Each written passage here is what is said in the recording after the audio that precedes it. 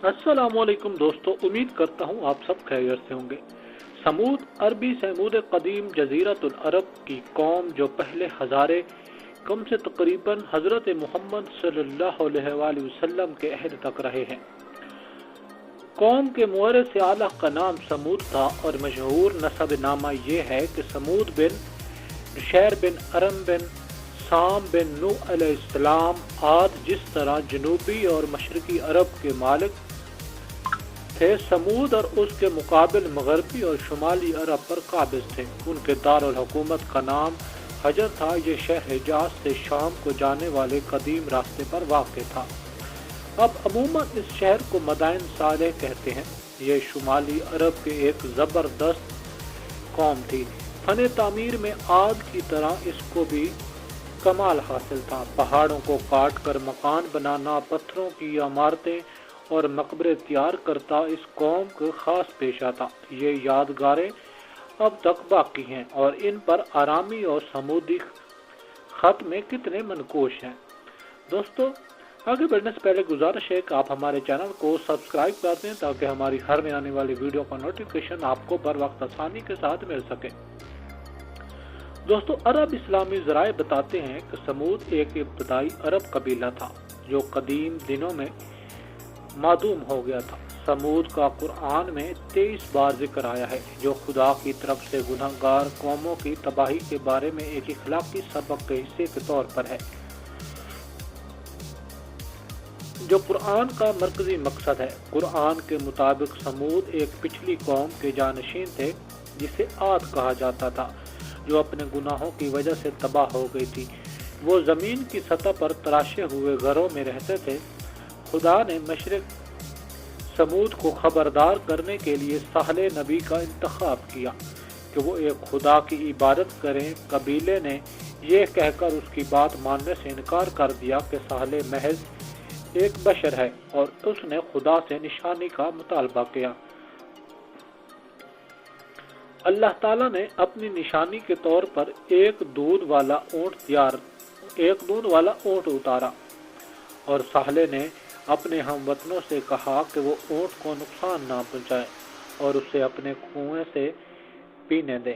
लेकिन समूद ने उसकी उंगली काट दी या दूसरी सूरत में उसे जख्मी कर दिया। फिर खुदा ने कबीला को तबाह कर दिया। सिवाय साले और चंद दूसरे नेक आदमियों के समूद की तबाही के खुदा के ज़राए में गरज, चमक, तूफान, चीखो पुकार और जलजला शामिल है। बाज़ उलमा के मुताबिक चीख, जो एक इंतहाई तेज़ आवाज़ है, जलजला का सबब बन सकती है। सूरह नमल में पेश करदा बयान में समूद के 9 शरीर लोगों का भी जिक्र किया गया है, जो अपने लोगों पर खुदा के अजाब का फौरन जिम्मेदार है। दोस्तों, समूद की तरफ हमने उनके भाई साले को भेजा। उसने कहा कि ऐ मेरी कौम, अल्लाह की इबादत करो, उसके सिवा तुम्हारा कोई माबूद नहीं। वही है जिसने तुम्हें ज़मीन से पैदा किया और तुम्हें उसमें आबाद किया। बस उसी से बख्शिश मांगो और उसकी तरफ पलट जाओ। मेरा रब है करीब और जवाब देने वाला, जवाब देने के लिए तैयार है। उन्होंने कहा, साले, हमें आपसे बहुत उम्मीदें थीं। क्या आप हमें उनकी इबादत करने से मना करेंगे जिनकी हमारे बाप दादा पूजा करते थे? आप जो हमसे फरमा रहे हैं, हम इसके बारे में सख्त शक में हैं।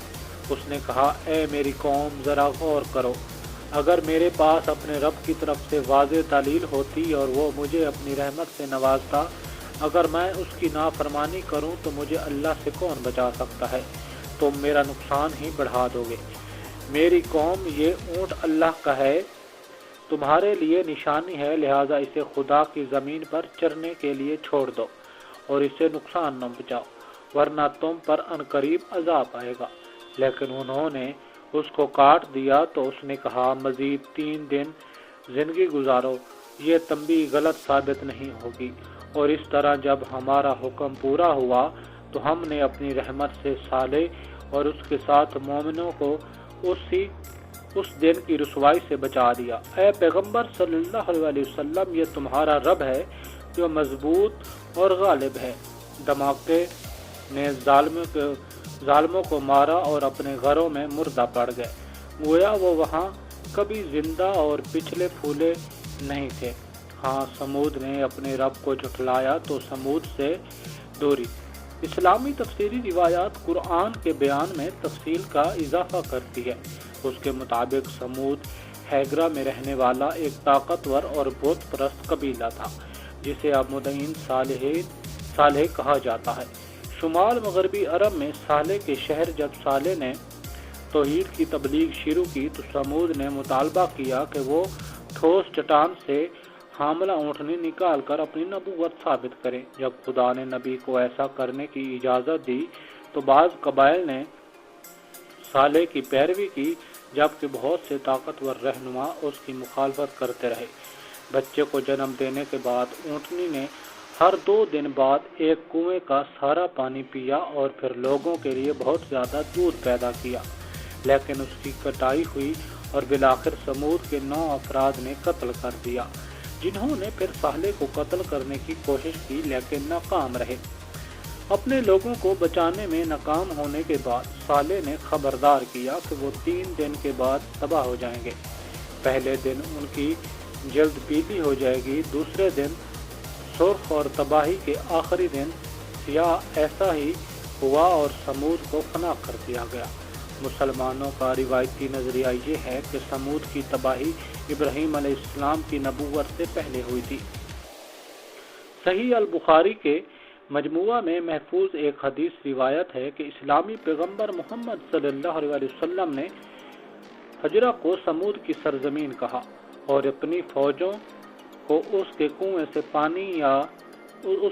سے پینے یا اس کا پانی استعمال کرنے کی اجازت نہیں دی اور اس کے کھنڈر میں کبھی داخل ہونے کی اجازت نہیں دی جب تک کہ رو رہے ہیں، ایسا نہ ہو کہ آپ کو ان کے ساتھ کیا ہوا ہے۔ ہیگرا کے پتھر کی تعمیرات دراصل نباتی دور کی ہیں، خاص طور پر پہلی صدی عیسوی کی ہیں۔ 9ویں صدی عیسوی کے مسلمان عالم ابن سعد کا خیال تھا کہ سمود نباتی تھے۔ امیہ بن ابی السلط سے منسوب ایک نظم جو محمد صلی اللہ علیہ وسلم کے ہم عصر مکی تھے، جس نے اسلام قبول کرنے سے انکار کیا تھا، اس میں اونٹ اور سمود کا حوالہ دیا گیا ہے۔ امیہ کے کھاتے میں کوئی صالح نہیں ہے، اس کی بجائے اونٹ کو ایک مخصوص ملعون احمر کے ذریعے مارا جاتا ہے اور اونٹ کا بچڑا ایک چٹان پر کھڑا ہو کر سمود پر لعنت بھیجتا ہے، جس سے قبیلے کی تباہی ہوتی ہے، سوائے ایک لنگڑی عورت کے جو تباہی کا پیغام پھیلانے کے لیے بچ جاتی ہے۔ آیا یہ نظم حقیقی طور پر امیہ کی ہے یا اسلام کے بعد کی تحقیق ہے؟ یہ بحث کا موضوع ہے۔ دوستو، امید کرتا ہوں آپ کو ہماری ویڈیو اچھی لگی ہوگی۔ دوستو، اگر ویڈیو اچھی لگی ہے تو ویڈیو کو لائک کر دیں، چینل کو سبسکرائب کر دیں تاکہ ہماری ہر نئی آنے والی ویڈیو کا نوٹیفیکیشن آپ کو پر وقت آسانی کے ساتھ مل سکے۔ دوستو، ملتے ہیں ایک نئی ویڈیو کے ساتھ، تب تک اپنا بہت سارا خیال رکھیے گا۔ اللہ حافظ۔